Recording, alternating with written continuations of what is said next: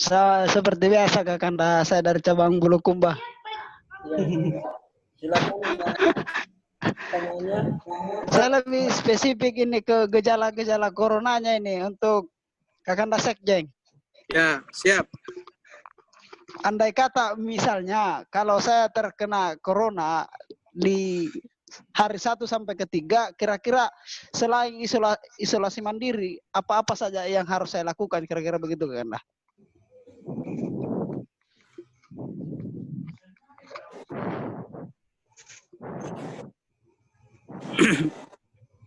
Ada lagi pertanyaan? Ada lagi Saya Kanda. Ya, langsung satu kali aja dua penanya langsung. Dua penanya, silakan.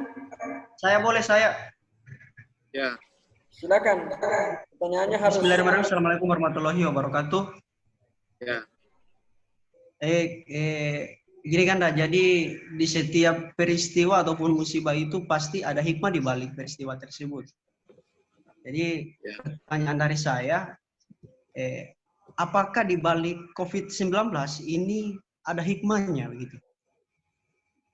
Ya. Itu hanya itu saja.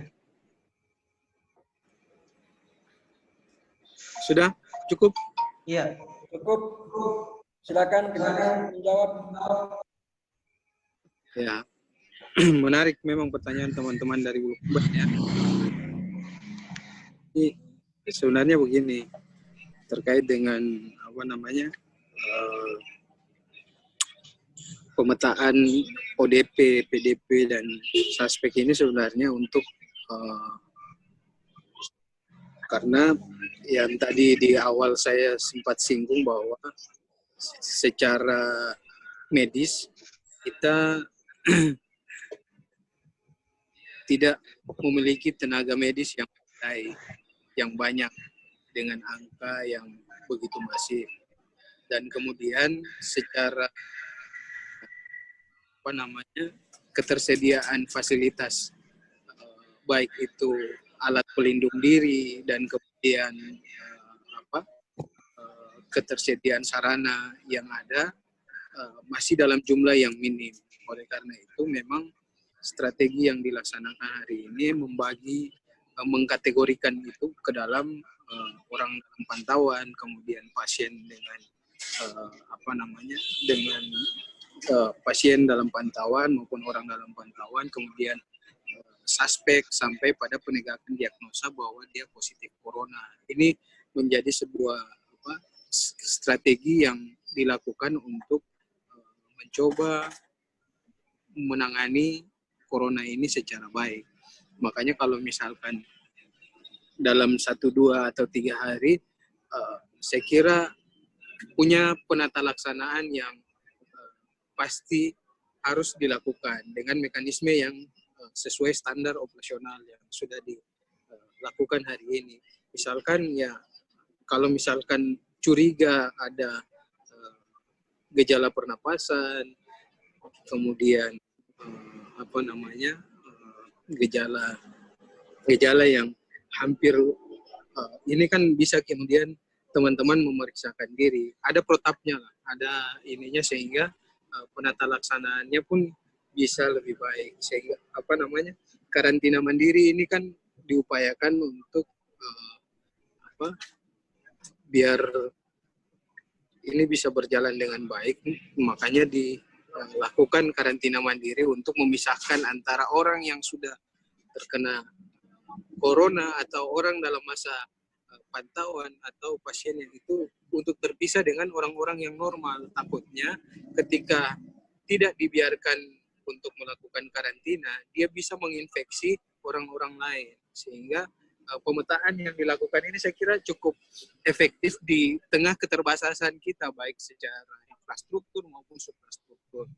Makanya ya itu tadi, lagi-lagi bahwa sebenarnya himbauan-himbauan yang dilakukan oleh pihak-pihak yang terkait itu untuk supaya kita tidak dalam posisi menangani ini secara serampangan, tetapi punya tahapan-tahapan yang mana untuk kemaslahatan yang bersama. Karena kita tahu ini kan bahaya virusnya cukup lumayan berbahaya, kemudian dia bergerak tanpa ada jejaknya tidak kasat mata. Oleh karena itu ya pemetaan secara yang dilakukan hari ini saya kira cukup efektif lah di tengah keterbatasan kita. Cuman hari ini ya lagi-lagi bagaimana kita membangun sebuah narasi yang positif sehingga apa yang sudah dilakukan oleh teman-teman kita baik itu tenaga medis maupun non medis itu bisa lebih efektif. Ya kita bagaimana untuk membuat sesuatu hal yang positif sehingga proses ini bisa ditangani secara cepat dan tepat. Saya kira itu ya. Dan ya kalau misalkan saya lihat sih belajar dari pengalaman yang kita hadapi ini banyak muncul orang-orang yang kreatif yang tadinya mungkin ada hal yang sifatnya merugikan, tetapi dengan adanya bahaya dan bencana ini ada beberapa orang yang kemudian bisa membuat masker dalam jumlah yang banyak dengan mode-mode yang bervariasi. Ya sekira terus ada orang yang bisa membuat alat pelindung diri yang cukup kreatif juga. Ini kan bagian daripada pengalaman bencana ini sehingga muncullah ide-ide yang kemudian bisa mengatasi ini dengan baik. Saya kira itu ya. Ya. Mungkin karena terakhir dari saya sedikit dari semua pertanyaan tadi, sedikit pertanyaan saya sebelum closing statement. Oke. Jadi setelah apa yang menjadi pembahasan tadi, ada sedikit misalnya dalam pikiran saya berkaitan dengan bagaimana kita sebagai kader HMI yang diketahui memiliki tanggung jawab intelektual ini menyikapi hal ini dengan intelektual pula. Artinya hikmah intelektual yang kita bisa dari tragedi atau peristiwa atau kejadian corona ini yang saat ini sedang menghantam dunia ini apa yang harus kita lakukan begitu. Mungkin itu Kanda ya sekiranya bisa diberikan gambaran maupun masukan kami untuk bagaimana bisa memanfaatkan situasi ini untuk lebih mengembangkan literasi dan lain sebagainya. Itu bagaimana Kanda? Terima kasih. Saya kira ini kan kita sudah berada dalam dunia yang begitu terbuka ya. Perkembangan teknologi dan informasi itu sungguh sangat cepat. Ya, teman-teman bisa mengakses literatur-literatur terkait dengan coronavirus maupun virus-virus sejenis sehingga bisa kemudian membangun narasi-narasi yang baik dan kemudian mencoba untuk melakukan penetrasi sehingga sekarang ini kan orang cenderung lebih panik dibanding dengan rasa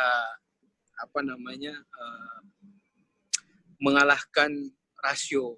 Ya makanya muncullah beberapa meme-meme yang menurut saya itu tidak cukup mendidik, kayak berjemur di ekor pesawat, kemudian melakukan penyemprotan di tengah matahari yang begitu panas. Nah, ini kan maksudnya teman-teman bisa kemudian mengkaji lagi, mencari referensi yang baik terkait dengan bagaimana menghadapi corona ini sehingga ketika kita terlibat dalam proses penanganan corona tidak kemudian menimbulkan masalah yang baru, masalah apakah itu masalah sosial, masalah ekonomi, tapi berperan lebih maksimal di situ menurut saya. Ya makanya dengan terbukanya sistem informasi ini teman-teman bisa dapatkan referensi terkait dengan bagaimana penanganan corona ini. Saya kira ya mungkin ada beberapa, nanti saya coba kirim literatur terkait dengan ini sehingga ketika terlibat dalam proses pencegahan, teman-teman lebih pasti dan lebih tepat sasaran dalam mencoba membantu semua pihak untuk melawan wabah corona ini. Begitu kira-kira tuh. Ya, terima kasih. Itu tadi ya, apa yang menjadi kesimpulan kita tadi bahwa telah disampaikan sama-sama terkait dengan bagaimana generasi muda menghadapi bagi kita bersama ya, di level pusat maupun di level wilayah maupun cabang Sehingga ke depan teman-teman sudah harus menyiapkan, kita punya 11 lembaga profesi. Dalam anggaran dasar anggaran rumah tangga, ketika cabang melakukan pemberkasan, minimal harus mendirikan 2 lembaga profesi. Berkaitan dengan ini, saya kira bisa dikaji lagi lebih baik, sehingga penguatan lembaga profesi di tingkat cabang itu bisa lebih maksimal. Karena ya cabang sebagai pengambil kebijakan, profesi adalah yang bisa bersentuhan langsung, dan kemudian apalagi namanya istilahnya bahwa bukan cuma hanya corona, di waktu yang akan datang banyak hal yang bisa dilakukan oleh HMI dalam hal menghadapi tantangan dinamika zaman hari ini. Apakah itu berkaitan dengan masalah disrupsi, terus bonus demografi, sehingga menciptakan kader-kader yang profesional itu bisa dilakukan oleh HMI lewat lembaga-lembaga profesi yang ada di tingkat cabang maupun ada di tingkat nasional. Saya kira seperti itu. Terima kasih. Mungkin closing statement Kanda untuk kita semua di Indonesia karena ini kita. Saya kira kalau statement terakhir paling penekanannya adalah bagaimana mencoba untuk bersama-sama dengan pihak-pihak terkait untuk kita melakukan coronavirus ini dengan cara kita melakukan physical distancing maupun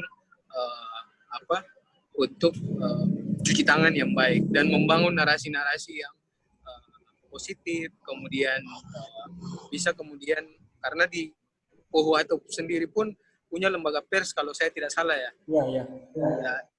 Kita kemudian lewat lembaga pers yang dimiliki oleh cabang itu kemudian bisa menciptakan edukasi yang baik buat masyarakat yang ada di sana maupun di daerah-daerah yang lain. Maksudnya peran kita hari ini bagaimana sebagai pengontrol, bagaimana juga bisa menjadi sebuah organisasi yang bisa bermanfaat. Ya, kalau kita lihat tahun 47 HMI didirikan karena komitmen keumatan dan kebangsaan.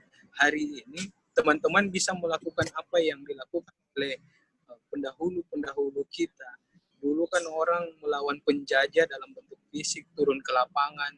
Hari ini bagaimana kita melawan corona ini dengan cara ya kita terlibat dalam proses-proses yang membangun sebuah narasi-narasi yang positif, kemudian melakukan edukasi ke masyarakat sehingga kesadaran sehat masyarakat itu bisa terbangun.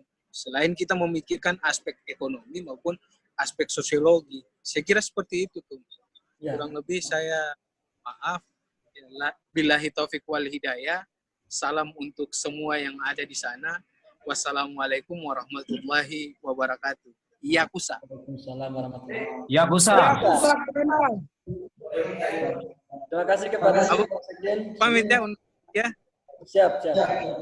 Terima kasih kepada teman-teman semua yang diskusi pada hari ini semoga bermanfaat dan apa-apa yang menjadi maupun jawaban dari kita, insya Allah menambah wawasan, menambah wahana berpikir mereka maupun menghadapi sekarang yang beli aja dulu berbahaya aja dulu uangnya dan kita sebagai KTHMI tentunya harus terus berkontribusi menjadi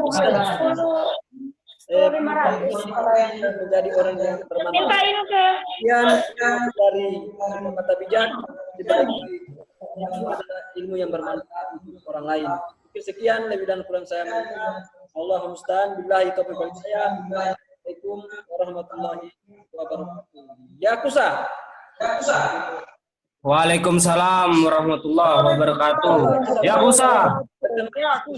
Anda instruksi. Nantilah instruksinya.